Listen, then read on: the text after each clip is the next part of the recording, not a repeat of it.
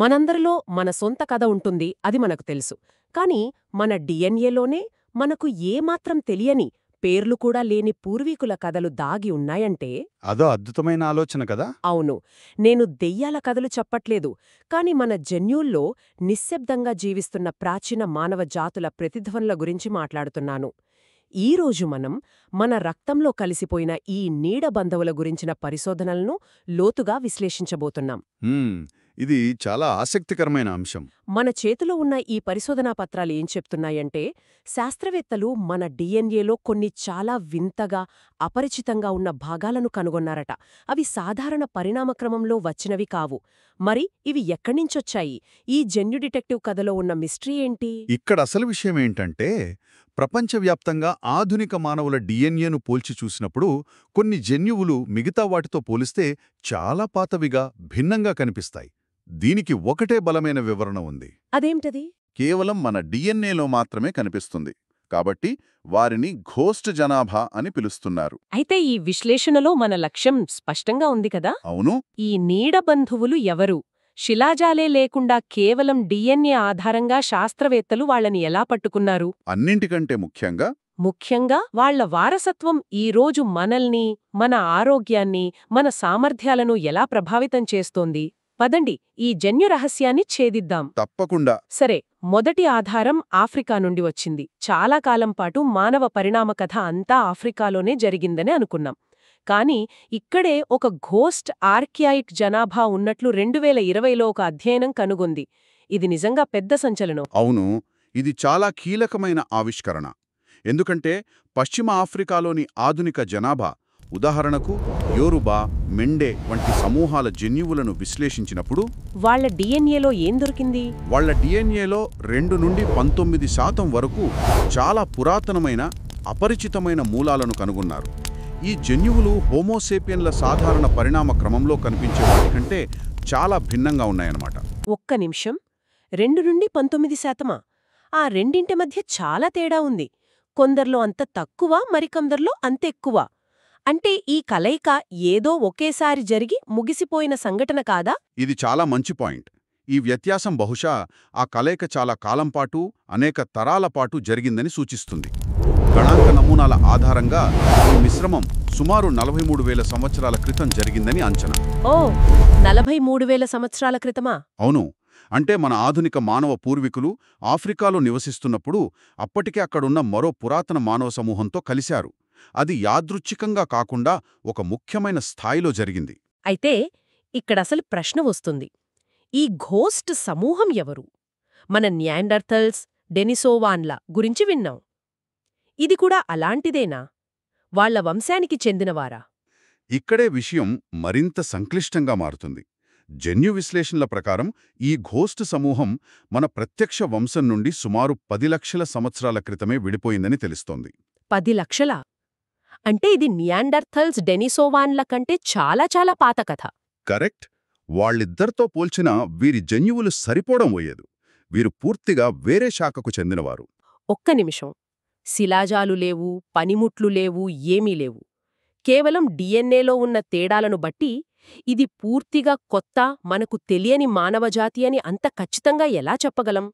అది కేవలం చాలా కాలం క్రితం విడిపోయిన మన వంశంలోని ఒక మారుమూల సమూహం మాత్రమే అయ్యుండొచ్చు కదా. తేడా ఏమిటి? ఎంత ఉందంటే, ఉదాహరణకు మనకు నియాండర్థల్స్కు మధ్య ఉన్న జన్యుపరమైన దూరం కంటే వీరితో ఉన్న దూరం దాదాపు రెట్టింపు. ఓ, అంత తేడా ఉందా? అవును. అందుకే ఇది కేవలం మారుమూల సమూహం కాదు, చాలా కాలం క్రితమే విడిపోయిన ఒక ప్రత్యేకమైన వంశం అని చెప్పగలం. శాస్త్రవేత్తల అంచనా ప్రకారం వీరు బహుశా అంతరించిపోతున్న హోమో హైడెల్బెర్గెన్సిస్ జాతికి చెందిన వాళ్ళై ఉండొచ్చు. లేదా మనకింతవరకు శిలాజ రూపంలో దొరకని మరో మానవ జాతి కావొచ్చు. అందుకే దీన్ని ఘోస్ట్ అనడంలో అర్థముంది. వారి ఆనవాళ్లు మట్టిలో కాదు, మనలోనే దొరికాయి. 10 లక్షల సంవత్సరాల క్రితం విడిపోయిన జాతి మనతో కలవడమంటే నమ్మశక్యంగా లేదు. ఇది కేవలం ఆఫ్రికాకే పరిమితమా? ఆసియాలో మన పూర్వీకులు కలిసిన డెనిసోవాన్ల కథలో కూడా ఇలాంటి రహస్యాలున్నాయా? ఎందుకంటే వారి కథ కూడా ఒక చిన్న వేలి ఎముకతో మొదలైంది కదా. మీరు దాన్ని సరిగ్గా పట్టుకున్నారు. డెనిసోవాన్ల కథ జన్యుశాస్త్రం యొక్క శక్తికి ఒక గొప్ప ఉదాహరణ. సైబీరియాలోని ఒక గుహలో దొరికిన ఆ చిన్న ఎముక ముక్క, కొన్ని పళ్ళు తప్ప మనకు వారి గురించి ఏవీ తెలియదు. నిజమే. కాని వాటి నుండి తీసిన డిఎన్ఏ మానవ చరిత్రపై మన అవగాహనను పూర్తిగా మార్చేసింది. ముఖ్యంగా ఆధునిక మెలనేషియన్లలో, అంటే పాపువా న్యూగినియావాసులలో సుమారు 4 నుండి 6% డెనిసోవాన్ డిఎన్ఏ ఉంది. 4-6% అంటే చాలా ఎక్కువ. ఆఫ్రికా బయట ఇదొక ముఖ్యమైన వారసత్వం. కానీ ఇక్కడ కూడా ఏదో ఊహించని మలుపు ఉందనే నా అనుమానం. మీ అనుమానం నిజమే. కథ ఇక్కడతో అయిపోలేదు. 2018లో జరిగిన అధ్యయనాలు ఒక అద్భుతమైన నిజాన్ని వెల్లడించాయి. మెలనీషియన్లలో ఉన్న ఈ డెనిసోవాన్ డిఎన్ఏ ఒక్క మూలం నుండి వచ్చింది కాదా? కాదు. వారిలో 2 వేర్వేరు, జన్యుపరంగా భిన్నమైన డెనిసోవాన్ వంశాల డిఎన్ఏ ఉన్నట్లు కనుగొన్నారు. 2 వేర్వేరు సమూహాల. ఒక్క నిమిషం. అంటే డెనిసోవన్ అనేది మనం అనుకుంటున్నట్టు ఒకే జాతి కాదు. అదొక ఫ్రాంచైజ్ లాంటిదా? ఆసియా అంతటా వేర్వేరు మోడల్స్ ఉన్నాయా? మీరు వాడిన పదం చాలా బావుంది. ఫ్రాంచైజ్ అనేది సరైన పోలిక కావచ్చు. ఇది సూచిస్తున్నదేమిటంటే డెనిసోవాన్లు అనేది ఒకే సమూహం కాదు. ఆసియా అంతటా విస్తరించి ఉన్న జన్యుపరంగా విభిన్నమైన జనాభాలు ఉండవచ్చు. అంటే మన పూర్వీకులు వాళ్ళని ఒకటి కంటే ఎక్కువసార్లు కలిశారన్నమాట. ఖచ్చితంగా. మన పూర్వీకులు ఆసియా గుండా తూర్పువైపు ప్రయాణిస్తున్నప్పుడు వారు కనీసం 2 సార్లు వేర్వేరు డెనిసోవాన్ సమూహాలను కలిసి వారితో సంబంధాలు పెట్టుకున్నారు. మనం ఒక ఉల్లిపాయ పొరలు తీస్తున్నట్టుంది. ప్రతి పొర కింద మరో రహస్యం. ఒక డెనిసోవాన్ సమూహంలోనే మరొక ఘోస్ట్ దాగి ఉందన్నమాట. మీరు ఊహించిన దానికంటే ఇది ఇంకా లోతైంది. ఎందుకంటే ఈ 2 డెనిసోవాన్ వంశాలలో ఒకటి ఎంత భిన్నంగా ఉందంటే, ఎంత భిన్నంగా? అది ఒక సూపర్ ఆర్కియాక్ ఘోస్ట్ సమూహానికి చెందినదిగా శాస్త్రవేత్తలు భావిస్తున్నారు.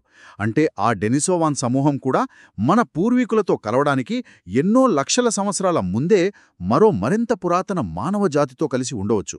అద్భుతం. బహుశా హోమో ఎరెక్టస్ లాంటి వాళ్లతోనా? అవును. బహుశా వీరు ఆసియాలో నివసించిన హోమో ఎరెక్టస్ లేదా ఆఫ్రికా నుండి చాలా కాలం క్రితం వలస వెళ్లిన తొలి మానవజాతికి చెందినవారై ఉండవచ్చు. మనం ఒక నీడ బంధువుని వెతుకుతూ వెళ్తే దాని వెనక మరో నీడ దాగి ఉంది. మన వంశవృక్షం మనం పాఠశాలలో చూసే సరళమైన రేఖాచిత్రంలా కాకుండా చిక్కుముడులతో నిండిన ఒక చిట్టెడవిలా ఉంది. అవును. ఇది సరళ రేఖ కాదు, అల్లుకుపోయిన తీగల వలయం. సరే, ఆఫ్రికాలో ఒక ఘోస్ట్, ఆసియాలో డెనిసోవాన్ల వెనక మరో సూపర్ ఘోస్ట్. ఇక మిగిలింది యురేషియా. నియాండర్థల్స్ కథ మనకు తెలిసినట్టేనా? లేక అక్కడ కూడా ఏదైనా ట్విస్టుందా? ఎందుకంటే నియాండర్థల్ డిఎన్ఏ ఆఫ్రికన్లలో లేదని చాలా కాలం పాటు నమ్మేవారు కదా. అవును. అది చాలా కాలంగా ఉన్న ఒక బలమైన నమ్మకం. నియాండర్థల్స్ యురేషియాకే పరిమితం కాబట్టి ఆఫ్రికాలో వారి జన్యువుల ప్రసక్తే లేదనుకున్నారు. కాని జన్యు విశ్లేషణ పద్ధతులు మెరుగయ్యే కొద్దీ పాత నమ్మకాలు సవాలు చేయబడుతున్నాయి. అంటే ఇప్పుడు ఆఫ్రికన్లలో కూడా నియాండర్థల్ డిఎన్ఏ ఉందని కనుగొన్నారా? అవును. 2020లో జరిగిన ఒక కీలకమైన అధ్యయనం ఆధునిక ఆఫ్రికన్లలో సగటున సుమారు 0.3% నియాండర్థల్ వంశపారంపర్యత ఉందని కనుగొంది. ఇది ఎలా సాధ్యం? ఆఫ్రికాలోని హోమోసేపియన్స్ యురేషియాలోని నియాండర్థల్స్ను నేరుగా కలవలేదు కదా. ఈ 0.3% ఎలా వచ్చింది? వారు నేరుగా కలవలేదు. ఇక్కడ జరిగింది వేరు. సుమారు 60,000 నుండి 80,000 సంవత్సరాల క్రితం ఆఫ్రికా నుండి బయటకు వెళ్లిన హోమోసేపియన్లు మధ్యప్రాచ్యం మరియు ఐరోపాలో నియాండర్థల్స్తో కలిశారు. వారి సంతానంలో నియాండర్థల్ డిఎన్ఏ చేరింది. ఆ తరువాత గత 20,000 సంవత్సరాలలో ఈ నియాండర్థల్ డిఎన్ఏ ఉన్న యురేషియన్ హోమోసేపియన్లలో కొందరు తిరిగి ఆఫ్రికాకు వలసదెళ్లారు. ఓ, అర్థమైంది.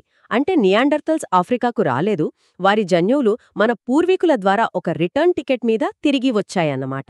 సరిగ్గా అదే. దీన్ని బ్యాక్ మైగ్రేషన్ అంటారు. ఈ తిరిగి వలసల వల్ల నియాండర్థల్స్ను ఎప్పుడూ ప్రత్యక్షంగా కలవని ఆఫ్రికన్ జనాభాలో కూడా వారి జన్యువుల ఆనవాళ్లు చేరాయి. ఇది మానవ వలసలు కేవలం ఒకే దిశలో జరగలేదని, అవి చాలా సంక్లిష్టంగా 2 వైపులా జరిగాయని చూపిస్తుంది. కరెక్ట్. మానవ వంశవృక్షం మనమనుకున్న దానికంటే చాలా చాలా సంక్లిష్టమైనది. ఇది వింటుంటే నాకు సందేహం వస్తోంది. ఇదంతా ఏదో జెనెటిక్ మ్యాజిక్లా ఉంది.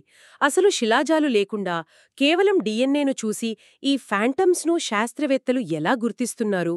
ఏదో తేడాగా ఉందని చెప్పడం వేరు, అది ఫలానా పురాతన జాతికి చెందిందని చెప్పడం వేరు కదా. దీని వెనుక ఉన్న టెక్నిక్ ఏమిటి? ఇది చాలా ముఖ్యమైన ప్రశ్న. సాధనాలు, దీని వెనుక అల్గోరిథం గణాంకస్త హిడెన్ మార్కోవ్ మోడల్స్, అంటే హెచ్ఎంఎమ్స్ వంటి సాంకేతికతను ఉపయోగిస్తారు. ఇది ఒక వ్యక్తి యొక్క మొత్తం జన్యువును స్కాన్ చేసి ఏ ఏ భాగాలు ఆధునిక మూలానికి చెందినవి, ఏ ఏ భాగాలు పురాతన జాతుల నుండి వచ్చాయో వర్గీకరిస్తుంది. మరి ఘోస్ట్ జనాభాల సంగతేంటి? ఘోస్ట్ జనాభాల విషయంలో ఈ భాగాలు నియాండర్తల్ లేదా డెనిసోవాన్లతో కూడా సరిపోవు, ఇంకా పురాతనంగా కనిపిస్తాయి. అందుకే వాటిని ప్రత్యేకంగా గుర్తిస్తారు. ఇప్పుడు అసలు విషయానికొందాం. ఈ గోస్ట్ జీన్స్ మన జీవితంపై ఏమైనా ప్రభావం చూపుతాయా? లేక ఇవి కేవలం మన గతాన్ని తెలుసుకోవడానికి ఉపయోగపడే చారిత్రక ఆనవాళ్లు మాత్రమేనా? లేదు, ఇవి కేవలం ఆసక్తికరమైన విషయాలు మాత్రమే కాదు. ఇవి మనల్ని ఈ రోజు మనం ఎలా ఉన్నామో అలా తీర్చిదిద్దాయి. మన జీవశాస్త్రంపై, ఆరోగ్యంపై వీటి ప్రభావం స్పష్టంగా ఉంది. ఉదాహరణకు టిబెటన్లు. అవును, వాళ్లు హిమాలయాల వంటి అత్యంత ఎత్తైన ప్రదేశాలలో సులభంగా జీవించగలరు. కరెక్ట్. ఆ అద్భుతమైన అనుకూలతకు కారణమైన EPAS1 అనే ఒక ముఖ్యమైన జన్యువు వారికి డెనిసోవాన్ల నుండి వారసత్వంగా వచ్చింది. అవునా? డెనిసోవాన్లు బహుశా ఎత్తైన ప్రదేశాల్లో జీవించడానికి అప్పటికే అలవాటుపడి ఉంటారు. వారి నుండి వచ్చిన ఆ జన్యువు ఆధునిక మానవులకు ఆ కఠినమైన వాతావరణంలో జీవించడానికి ఒక వరంలా మారింది. ఇది వింటుంటే గూస్బంప్స్ వస్తున్నాయి. అంటే మనం ఈరోజు చూసే ఒక అద్భుతమైన మానవ సామర్థ్యం వెనుక లక్షల సంవత్సరాల క్రితం అంతరించిపోయిన ఒక జాతి వారసత్వం ఉందన్నమాట. ఒక జాతి అంతరించిపోయినా వారి మనుగడకు ఉపయోగపడిన లక్షణాలు మనలో ఇంకా బతికే ఉన్నాయి. ఖచ్చితంగా. మరో గొప్ప ఉదాహరణ మన రోగనిరోధక వ్యవస్థ. హోమోసేపియన్లు ఆఫ్రికా నుండి కొత్త ప్రాంతాలకు వలస వెళ్ళినప్పుడు వారికక్కడ కొత్త రకాల వ్యాధికారక క్రిములు ఎదురయ్యాయి. సహజమే. అప్పటికే ఆ ప్రాంతాలలో లక్షల సంవత్సరాలుగా నివసిస్తున్న నియాండర్తల్స్, డెనిసోవాన్ల నుండి వచ్చిన రోగనిరోధక జన్యువులు తొలి హోమోసేపియన్లను ఆ కొత్త వ్యాధుల నుండి కాపాడటానికి ఒక కవచంలా పనిచేశాయి. అంటే ఇది ఒక రకంగా జన్యుపరమైన షార్ట్కట్ లాంటిది. కొత్త వాతావరణానికి అనుగుణంగా పరిణామం చెందడానికి వేల సంవత్సరాలు పట్టే బదులు అప్పటికే అక్కడ ఉన్నవారి నుండి ఆ లక్షణాలను అరువు తెచ్చుకోవడం చాలా తెలివైన పని. అవును. అయితే అన్ని వారసత్వాలు సానుకూలంగా ఉండవు. కొన్నిసార్లు పాత వాతావరణానికి ఉపయోగపడిన లక్షణాలు కొత్త వాతావరణంలో సమస్యగా మారవచ్చు. ఉదాహరణకు గాయాలు త్వరగా మానడానికి ఉపయోగపడే వేగంగా రక్తం గడ్డకట్టే లక్షణం నియాండర్తల్స్ నుండి వచ్చింది. కానీ ఆధునిక జీవనశైలిలో అదే లక్షణం గుండెపోటు, స్ట్రోక్ ప్రమాదాన్ని పెంచుతుంది. ఓ అలాగా. అలాగే చర్మం రంగు, జుట్టు యొక్క స్వభావం మరియు డిప్రెషన్ వచ్చే ప్రమాదం వంటి ఆధునిక లక్షణాలతో కూడా కొన్ని పురాతన జన్యువులకు సంబంధముందని పరిశోధనలు చూపిస్తున్నాయి. కాబట్టి ఈ నీడబందుల ప్రభావం మన జీవితంలోని ప్రతి అంశంలోనూ కనిపిస్తుంది. మనం కేవలం హోమోసేపియన్లం కాదు, మనం ఒక మొజాయిక్. కొంత సేపియన్, కొంత నియాండర్థల్, కొంత డెనిసోవాన్ మరియు కొంత ఇంకా పేరు పెట్టని రహస్యం. నగరాలు, లిపి, చరిత్ర లేని కాలంలో ఈ భూమిపై నడిచిన ఆ ప్రాచీన మానవులు ఈరోజు మన కణాలలో నిశ్శబ్దంగా మాట్లాడుతున్నారు. బహుశా మన భవిష్యత్తుకు సంబంధించిన సమాధానాలు మన గర్భంలోనే, మన జన్యువులలోనే దాగి ఉన్నాయేమో. ఈ వీడియో చివరి వరకు చూసినందుకు హృదయపూర్వక ధన్యవాదాలు. నచ్చిందా? ఇప్పుడే సబ్స్క్రైబ్ చేసి బెల్ ఐకాన్ కొట్టేయండి. మనమంతా భారతీయులమే. జై